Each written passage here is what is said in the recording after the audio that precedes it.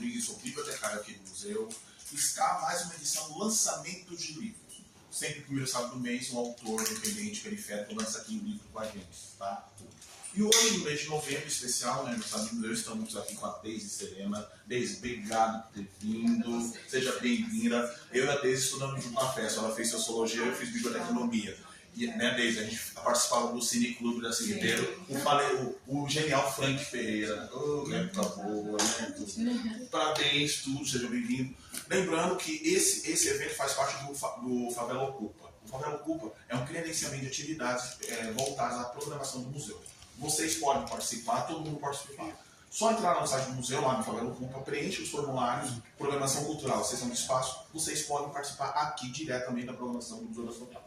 Regrinhas básicas, vou passar a lista de presença, põe o nome de vocês, e-mail, se quiser receber nosso e-mail da programação cultural, tá? Tudo. Depois vou pedir para vocês fazerem, apontar o celular, aqui no nosso QR Code, nossa pesquisa de satisfação, o que vocês gostariam de ver aqui no museu. É uma forma de melhorar a nossa programação cultural, certo? Beleza? Deise, a palavra é com você, seja bem-vindo. Obrigada, querido. Boa tarde, gente. Muito bom ter vocês aqui. É muita alegria imensa lançar o livro mais uma vez e agora no Museu das Favelas. Tenho construído uma parceria com o museu, já ofereci algumas oficinas aqui para portfólio de artistas e estou muito honrada de estar aqui. Esse livro, ele nasceu de um PROAC, então é muito importante para mim falar isso. Ele só foi possível por causa de uma política pública e por isso também que a gente vai poder fazer essa ação hoje de distribuir ele. Tem um número limitado de livros que a gente pode distribuir hoje, porque para mim é mais importante do que vender esse livro é que ele esteja na mão das pessoas, assim. Então, e que a palavra, enfim, tome seus caminhos com as pessoas que me fazem sentido. Então, para começar, eu queria exibir o álbum visual. Esse livro a gente fez a parte impressa e a gente também fez um curta-metragem poético musical com trilha sonora da Rádio Diáspora e com feat da Anaí Sila, que é uma cantora franco-senegalesa, grandes amigos meus, e com direção do Sérgio Silva, fotógrafo incrível, meu companheiro, que não pôde estar aqui hoje, que está trabalhando. E, enfim, depois da exibição, a gente faz a distribuição do livro, assinatura e fala um pouquinho.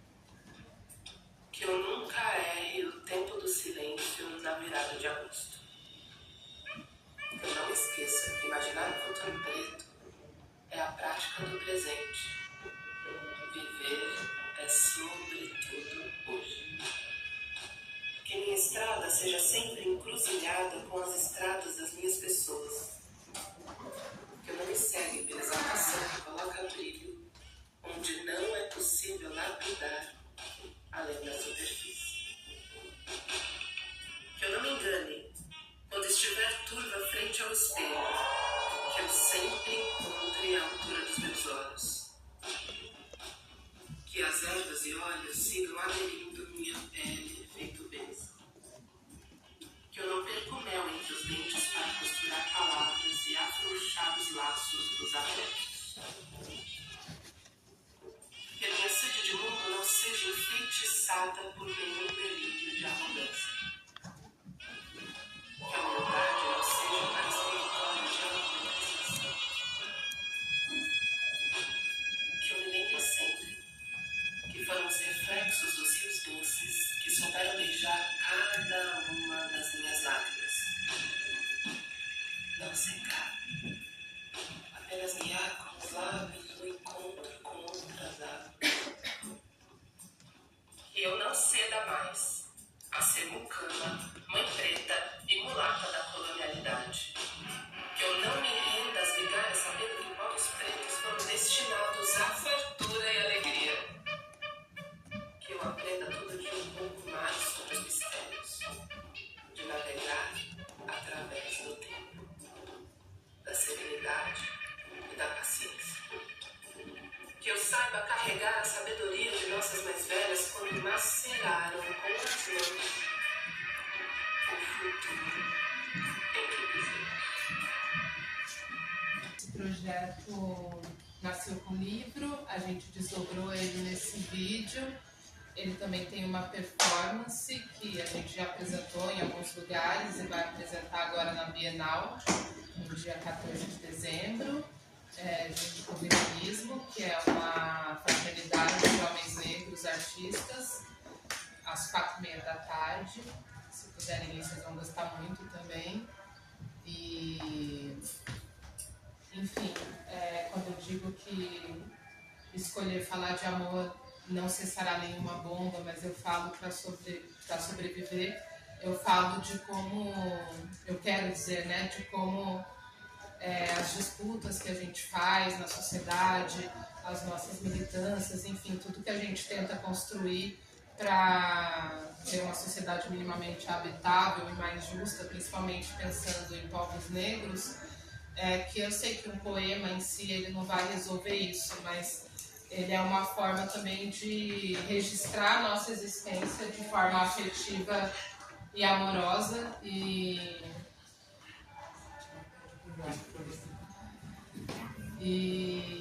também, e que é isso, e que é válido, né? A gente precisa dos nossos registros e a gente precisa falar de nós a partir da nossa própria perspectiva. Fala um pouquinho do PROAC, para aqueles que não conhecem. O que é o PROAC? Como é que foi o processo de escrita? Por que você tomou essa decisão de escrever esse livro de poesias? Porque a gente sabe que o brasileiro não tem o hábito de ler muita poesia, né? E a sua poesia, quando eu estava lendo, eu acho que você brinca muito com o negócio da imagem, um pouco do cinema, com o Cineclube que a gente estava conversando, né? Você traz um pouco da afetividade e um pouco da crítica do contexto atual, né?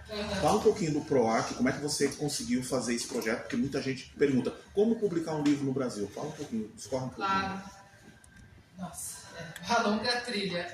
O PROAC foi a última opção, assim, na verdade, que eu pensei ao longo desses anos. Eu publiquei um livro em 2016 pela Pade Editorial, que era da Bárbara Smelha, minha grande amiga, e Tatiana Nascimento, uma outra grande amiga. O convite da Bárbara, elas estavam lançando a coleção Odoiá, que era uma coleção de poetas. E nessa época eu estava, digamos que, transicionando da prosa para a poesia, assim. Eu sempre fui da prosa curta, e aí nessa época eu estava testando ainda os poemas. Então esse é um livro que foi muito importante para mim, porque tirou a minha escrita, que eu escrevo desde muito nova, do âmbito privado para colocar num lugar público. Mas é um livro que eu tenho muitas questões. Eu mesma não tenho esse livro. Ele existe por aí. Mas eu acho que por estar num lugar híbrido ainda, eu não consigo me reconhecer naquele livro. Depois disso, eu fui muito para fotografia, muito no caminho do cineclube. O Sidney, a gente estudou na mesma faculdade, ele era da Bíblia, né? Sidney, eu da Sociologia. E a gente participava do mesmo cineclube, que era o Cineclube Darcy Ribeiro. E estar no cineclube me permitiu, foi onde eu conheci, enfim, tudo que eu sei sobre cinema político veio desse cineclube e também afinou muito meu olhar na fotografia. E aí a palavra, tudo isso para dizer que a palavra foi ficando num lugar, voltou para um lugar pessoal, né? Então eu fiquei anos escrevendo poema e guardando num blog privado, entre o caderno e o blog, né? Porque eu gosto da estética do blog. E ele tá lá até hoje, é meu arquivo. Só que eu não via o que fazer, eu não me via mais publicando livro. Eu não frequentava sarau, eu não sou da... Frequentei durante um tempo, aí depois não frequentava mais e nunca fui da cena do slam, porque sou muito tímida, enfim, me via competindo com poesia, embora lancei o primeiro livro em vários slams. E então deixei esses poemas guardados. Mas depois da maternidade foi me dando uma angústia, assim, nossa, eu tenho 9 anos de poema guardado, o que eu vou fazer com tudo isso, né? E também de fazer muito vídeo poesias com as minhas amigas e para as minhas amigas, filmando, né? Eu comecei na pandemia, só tinha eu, não tinha mais as amigas para gravar, então não tinha para onde correr além do meu próprio corpo. Isso começou a me instigar em um lugar que pode existir um livro e pode existir um livro que não seja só ele, né? Que eu possa transitar por outras linguagens. Mas aí como que faz para existir, né? Se a gente não tem recurso próprio, não é uma coisa barata, né? Você publicar um livro independente não sei, em outros países, né? Posso falar daqui. No Brasil, tudo é caro, né? Tem ficado cada vez mais pós-pandemia. E, enfim, eu sou mãe solo, autônoma, e a gente vai colocando todas as camadas que me fazem não ter a grana para depositar nisso, né? E aí uma grande amiga, que é a Elisa Carvalho, que também é da Sociologia, lá na PESP, trabalha com produção, e falou, vamos escrever um PROAC. Aí a gente escreveu, eu achei que achei que entrou com uma nota alta, e é isso, gente, as políticas públicas são essenciais, assim, inclusive é uma questão, né, porque não abriu esse ano, né, abriu só o de cinema, a gente já sabe que abriu sem cota, enfim, isso diz muito, né, dos problemas que a gente está enfrentando em termos de governo do estado e municipal, e não abriu de novo de escritas, né, de modo geral, e nem em todos os outros, artes visuais, enfim, mas é um caminho que eles fazem muito burocraticamente para você achar que você não vai conseguir, mas a gente consegue, assim, tem que escrever, tem que ir testando até que uma hora entra, né? Periferia e museu não se combinam. Ele jogou essa bomba pra gente, a gente provou pra ele o contrário. Como é que foi esse encontro com o Saloma? Como é que foi? Conta pra nós aí. Nossa, eu não sei quando que foi que o Saloma a gente se conheceu. Mas, enfim, a gente já se visitava por conta de pessoas em comuns que a gente tem, inclusive Maite Freitas, que é a sobrinha dele, que é muito minha amiga, e que tem uma editora também, a Oralituras, e a Luciane Ramos, que é da dança, que é muito amiga dele, que é muito minha amiga, para quem eu fotografei muito, fiz muitos vídeos, então a gente já se gostava muito. E ele começou a me chamar para fotografar alguns eventos dele, fotografei show dele, fotografei na USP, gravinas dele, então a gente foi se aproximando nesse lugar em que eu comecei a fotografar muito a música experimental, principalmente nos últimos anos, e principalmente pós a minha amizade com a Rádio Diáspora, que culminou na trilha sonora, né? E aí o Saloma sempre me escrevia falando, eu quero que a gente faça alguma coisa juntos e tal. Aí ele queria saber se eu também escrevia, além dos vídeos e da fotografia. Aí eu falei que sim. E aí é isso, ele é um mestre para mim, é uma pessoa muito afetuosa e eu acho que é importante quando a gente não está dentro do mercadão, que a gente também tenha nos nossos livros, nós, pessoas negras, pessoas periféricas, dissidentes, enfim, um nome de peso, né? Que vá junto com a gente, assim. E aí, para mim, é muito importante que seja uma dos nossos mais velhos e das nossas mais velhas, porque para ele, eu vi no dia que a gente lançou, o primeiro lançamento foi na Megafauna, e ele falou que ficou muito feliz, assim, que foi o primeiro prefácio de livro de poesia que ele tinha escrito, que ele nem sabia como que ele ia fazer isso. Aí ele acendeu uma vela, acendeu incenso e falou, vai lá, alguma coisa vai sair. Então foi muito especial para mim que para ele também foi algo novo, sabe? Que ele se sentiu... que do mesmo jeito que ter o prefácio dele me traz muito dignidade enquanto mulher negra escritora, também o contrário, eu também pude dar dignidade para ele, né? Nesse lugar da gente se alimentar e de ser um lugar de prestígio, né? E foi isso. Vou fazer a pergunta. Ô, Feliz, a gente está vivendo um momento, cenário político, que o ano que vem tem eleição, né? Eu queria saber, você como mulher negra, periférica, poetisa, produtora audiovisual, você acha que a cultura, a ciência é um remédio para combater essa violência gratuita? Eu não sei, porque quando vem os grupos eu falo isso, eu não vejo outra solução, Daisy. Não tem outro remédio. Eu acho que a educação, a cultura... A gente já vem uma cidade muito estúpida, muito ignorante. Eu estava assistindo o Inteligência Limitada da Mariana Chauí, que é uma maravilhosa. A gente está muito preso a isso aqui, ó. Está muito preso, isso aqui não está olhando no olho, não está tendo relações. O que você pensa? O que você pensa daqui para frente? Como é que a gente vai enfrentar essas mazelas sociais, o racismo, a homofobia, a misoginia? Como é que você vê isso? A sua visão como poetisa? Eu queria saber de você.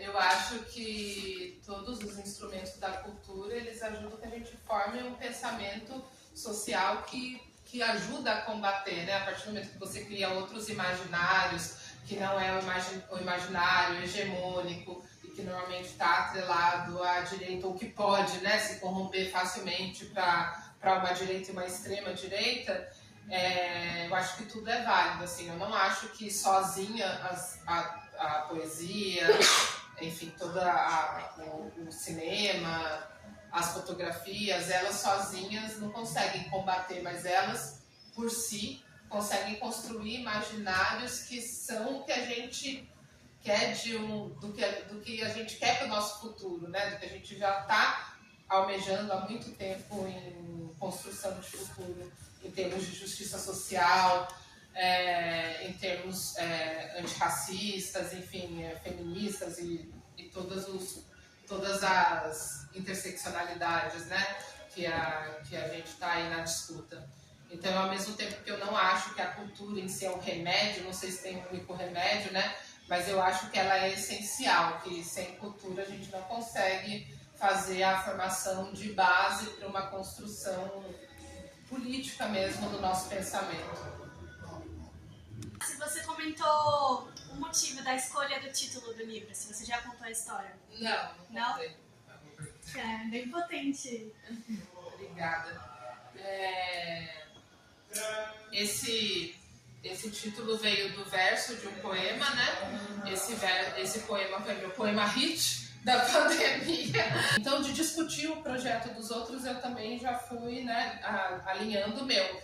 E eu percebi que essa frase, ela contém a minha grande questão, tanto uma grande questão de vida psicanalítica, como uma grande questão do que eu trabalho na minha arte, que é: não consigo não falar de amor, é algo essencial, assim, para mim, e amor no sentido mais amplo, não só amor romântico, mas amor de comunidade, principalmente. E, ao mesmo tempo, sempre eu ficava com essa questão: nossa, mas será que não é uma coisa muito fútil ficar falando de amor? Olha tudo que está acontecendo, enfim, olha as chacinas que a gente tem no nosso país, olha gás, olha tudo isso. Então eu ficava convivendo com com esse paradoxo, né, dentro de mim.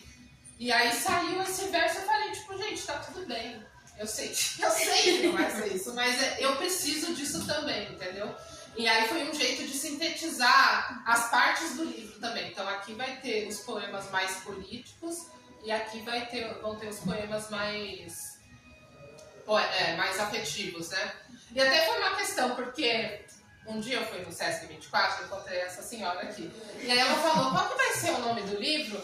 E aí eu falei o nome do livro pra ela, e aí eu vi que o Cessará ficou me incomodando na boca. Eu falei, nossa, eu tô com vergonha de falar o nome do livro por causa do Cessará, que eu não tô conseguindo falar. Eu falei, ai, está muito polido. Aí comecei a mandar para outros meus amigos, vocês não acham que o título desse livro...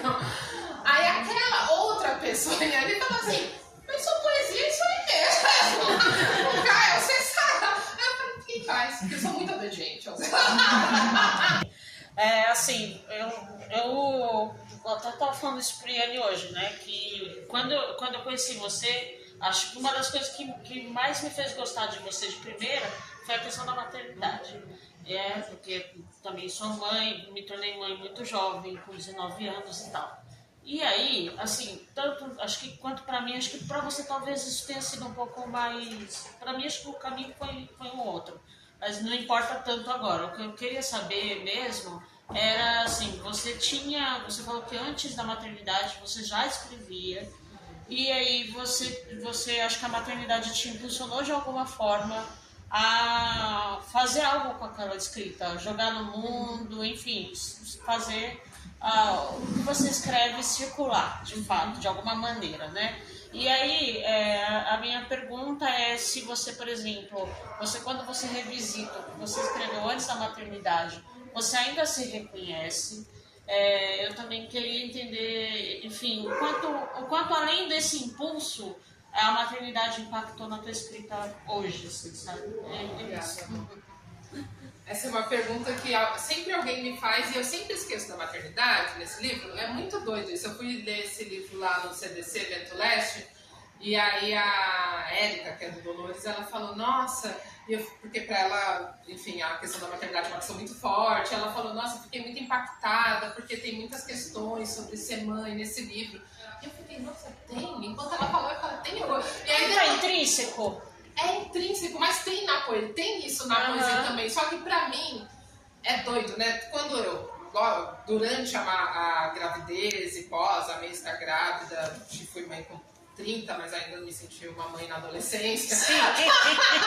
Mas eu tinha um pouco de, eu não quero ler sobre maternidade, assim, literatura, né? Não, eu demorei agora virou uma obsessão, inclusive, no último ano, agora, principalmente nos últimos meses. Mas pra mim caía num lugar esse lugar imposto pra gente, então ao mesmo tempo eu tinha um pouco de, não quero pensar sobre isso, eu não quero que a minha poesia vire uma poesia sobre ser mãe e tal. Mas aí você vai escrever um poema e é isso, é intrínseco, é uma coisa. Se eu vou escrever um poema sobre Gaza, por exemplo, que é um poema, tem 2 poemas aqui, né? Eu fiquei pensando, nossa, tem tanto...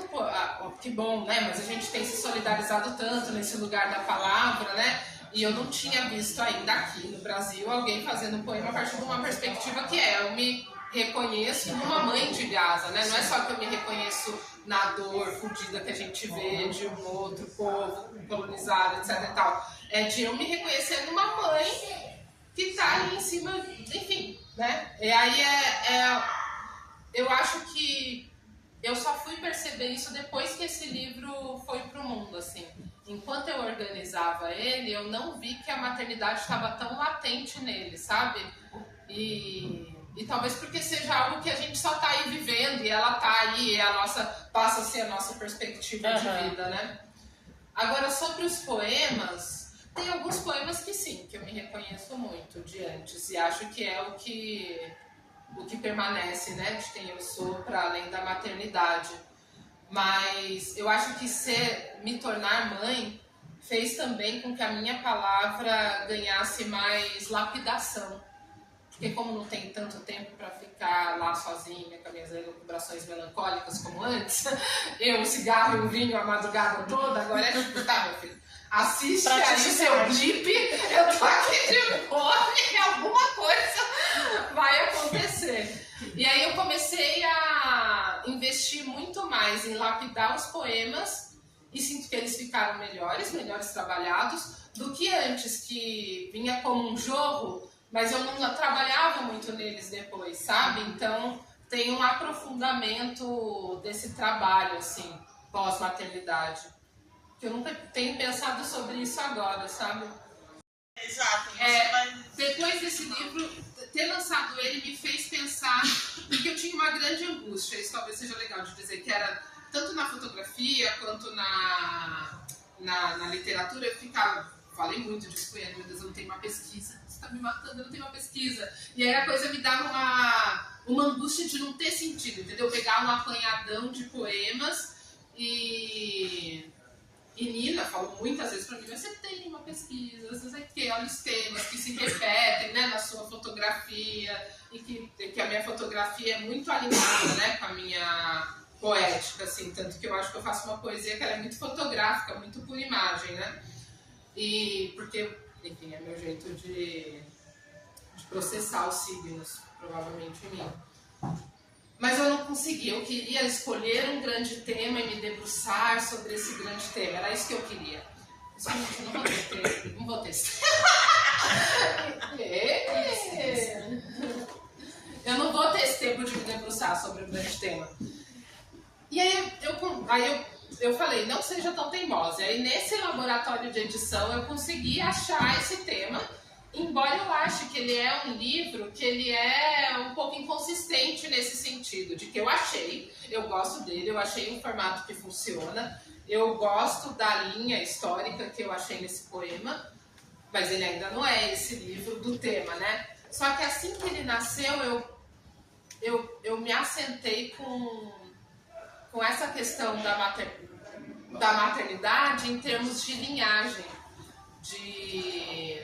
agora eu sei o que eu quero pesquisar. Tanto que a minha pesquisa para o próximo livro tem a ver com misturar, com o hibridismo, né? De livro de artista, com fotografia, com poesia e com ensaio, assim, porque eu quero tenho me debruçado sobre o fato de eu ser uma mulher negra adotada por pais brancos e que tem um filho que é socialmente lido como branco.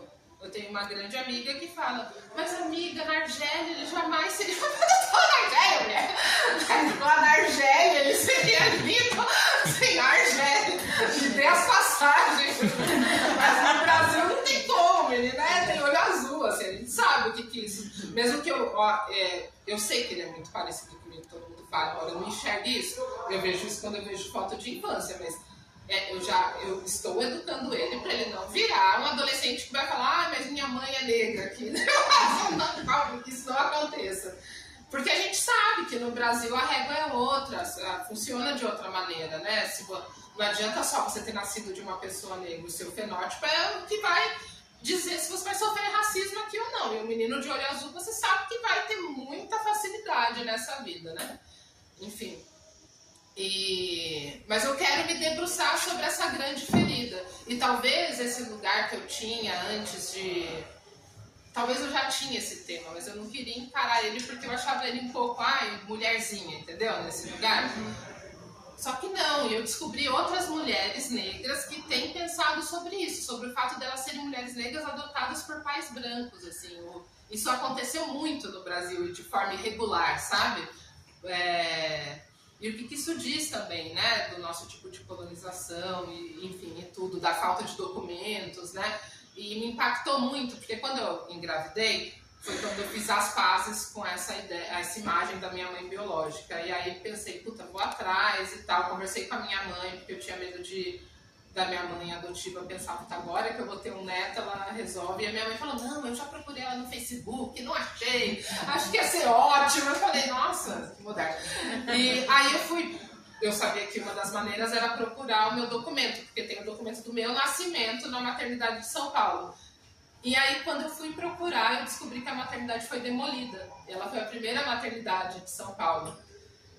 E é muito doido, né, gente, os caminhos que... Estou entrando na TP. Os caminhos que a vida trilha, porque a maternidade, ela foi demolida em 2013. Eu me descobri uma mulher negra em 2013. Enfim, tem todas as jornadas de junho de 2013 e tem meu companheiro atual que perdeu o olho em 2013, assim, é muita coisa pra mim e meu filho que reconhece ele como pai, então é isso, eu tô construindo o que que é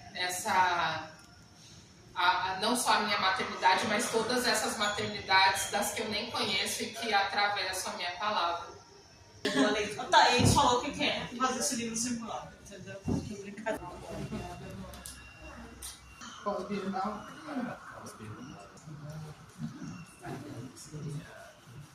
Como vocês estão aqui?